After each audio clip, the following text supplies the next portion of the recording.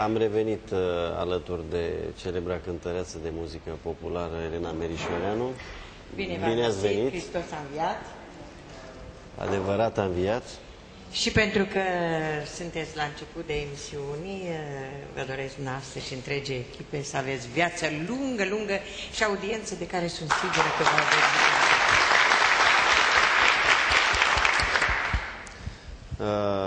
Îl păstrăm în continuare pe domnul avocat Tonel Pop, dar lângă mine, în dreapta mea, la dreapta mea, se află Părintele Stan, profesor de teologie și preot al Bisericii Sfântul Ștefan din București. Și, sigur, la oarecare distanță de mine, dar nu-mi convine această distanță, mă duc să stau mai aproape de doamna Nina Petre. Sărut mâna. Bună seara, bine v-am găsit. Sărut mâna. Cu stimă. Domnul Răzvan Petre, soțul doamnei Nina Petre. Doamna Nina Petre s-a născut la 6 iunie 1947 în București, a absolvit Facultatea de Matematică din Brașov, a lucrat 25 de ani ca profesoară, a practicat Hatha Yoga începând din 1976 și timp de 25 de ani, după practicarea acestei discipline, înțeleg că ați început să simțiți voci, gânduri ale persoanelor din jur. Deci se poate spune că sunteți telepat? Da, da. Da? Îmi puteți spune ce gândesc eu acum? Sunteți foarte emoționat. Eu? Da. Nu sunt emoționat deloc. Dar nu vreți să recunoașteți. Nu vreau să recunosc? Da, subiectul acesta este dificil, delicat, nu e dificil. Pretențios. În 1990 eu am citit tot ce se putea citi despre paranormal. Da, bine, o să vă surprind acum. Vom discuta un pic în contradictoriu în această seară și doresc foarte mult, nu cu dumneavoastră, cu invitații dumneavoastră, da, însă doresc să avem un dialog cât se poate de civilizat. Sigur că da. Un dialog la nivel de intelectuali care au studii superioare, oameni care au urmat niște facultăți, și eu și dumneavoastră și Sfântul Părinte. Deci nu doresc să desfășurăm o polemică dură ca la alte televiziuni. Nu, Doamne ferește.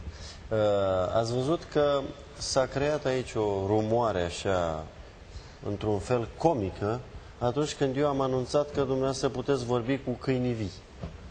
Vi se pare că această chestiune stârnește râsul? Sau că e o chestiune serioasă? Poate în România. Dar în Occident, spitalele pentru animale au mediumi angajați, oameni ca mine, înzestrați cu telepatie performantă, care poate să discute cu subconștientul animalului. Deci eu nu discut cu câinele, discut cu mintea lui. Dar aici este problema. Cum vă livrează informația? Prin telepatie, mintea animalului colaborează, se racordează, intră pe aceeași frecvență telepatică pe care emit eu și recepționez. Este un lucru cât se poate de simplu atunci când poți să-l faci. Dar oamenii, dacă nu sunt inițiați în aceste cunoștințe de telepatie, pot să și râdă uneori. Da, nu, eu vă întrebam pentru că știam că telepatia funcționează nu cu cuvinte, ci cu imagini. Și de asta v-am întrebat. Așteptam un răspuns de tipul acesta de la dumneavoastră. O latură a telepatiei funcționează prin imagini. Subconștientul funcționează prin imagini. Ne transmite informațiile prin imagini. Dar o anumită parte a scoarței cerebrale funcționează prin telepatie la absolut toate viețuitoarele, și la oameni și la animale. Toate viețuitoarele au telepatie. Da. Să nu creadă oamenii că telepatia a venit... Pe viețuitoarele așa comunică între ele. Haideți să ne oprim puțin și să vedem un material interesant pe care dumneavoastră l-ați filmat chiar la cunoscuta noastră cântăreață de muzică populară, Elena Merișoreanu. Acolo, practic, dumneavoastră ați vorbit și cu un spirit, deci cu un mort, și cu un câine viu. că e bine de făcut precizarea asta. Da. Da? Deci, dacă e pregătit materialul, regia poate să-l dea acum.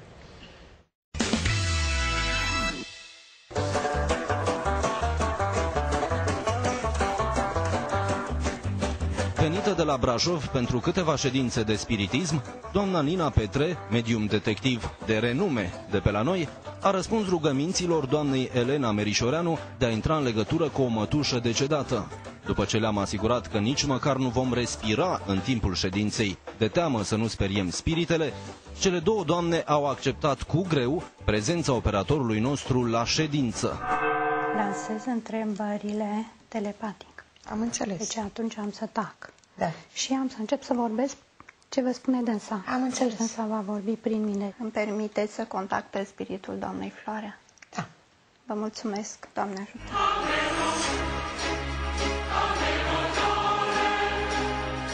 După ce doamna Merișoreanu a primit ultimele indicații pentru ședința de spiritism, cât ai zice? Se apropie. Spiritul invocat și-a făcut apariția. Sărut mâinile, doamnele mele. Ce mă bucur că m-ați chemat. Eu sunt Floarea, cea care a plecat din lumea voastră.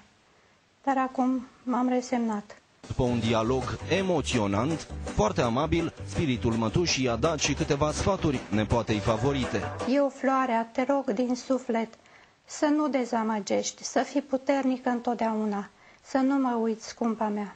Eu de tine sunt mulțumită, draga mea, pentru că ai rămas aceeași femeie bună și curajoasă dintotdeauna. Așa să-ți ajute Dumnezeu să trăiești 100 de ani și să bucuri pe acești oameni cu harul tău de cântăreață. Ținând cont că Elena Merișoreanu nu era la prima experiență de genul acesta, ședința de spiritism nu a uimit-o. În schimb, mediumul nostru i-a dat un ajutor nesperat. Here, Nico.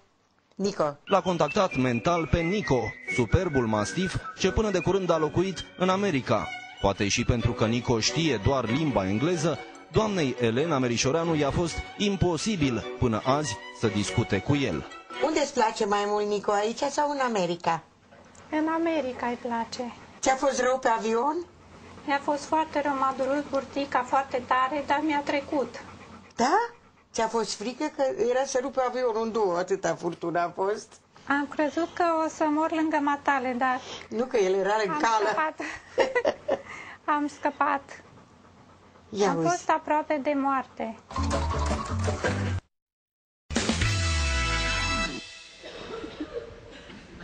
Da. Am revenit. Sunt un pic debusolat sau siderat sau Era că pentru să nu mai începe să vorbiți. rămăsesem fără grai. Fără grai am văzut. Chestia asta cu câinele e tare de tot. Tare de tot. Da? Dar dumneavoastră ce părere aveți? Așa voia câinele să comunice cu dumneavoastră? Erau cuvintele lui? Nu știu dacă erau ale lui, că n-am mai avut. Păi nu știu, așa, din câte îl știți dumneavoastră pe câinele ăsta. Nu, el în primul rând, nu știu de prea mult timp, dar el nu prea încerc să mai vorbesc, să-l înveți românește. El nu prea, eu zic, vino mă încoa. El se duce unde are el treabă, că tot nu înțelege. El e crescut la fică. Deci nu prea vă înțelegeți cu ele, clar. Nu, deocamdată. Lui îi place oricum mai mult în America. Păi a spus doamna că, când l-a întrebat, că a zis că lui nu-i place aici, dar eu mi se pare că îi place. Da? Da, se joacă. Deci nu prea sunteți de acord cu această comunicare. Nu, adică în ceva sensul neregulă, că așa. știu că lui îi place aici. Da? Da. Și totuși ar plăcea mai mult în America.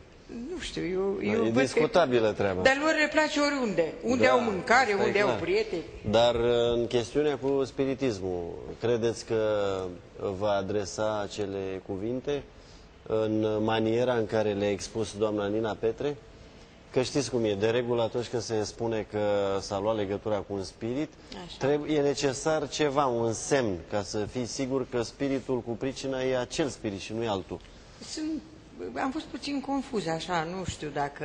Nu sunteți lămurită pe deplin. Nu prea sunt așa chiar lămurită, pentru că eu sunt un om foarte puternic și văd lucrurile așa cum sunt ele. Da. Mi-ar place să știu că dincolo ce se petrece, dar... Că mai e ceva că și mai după. E ceva. Da. Că Toți am vrea să fim după ce siguri. unii ne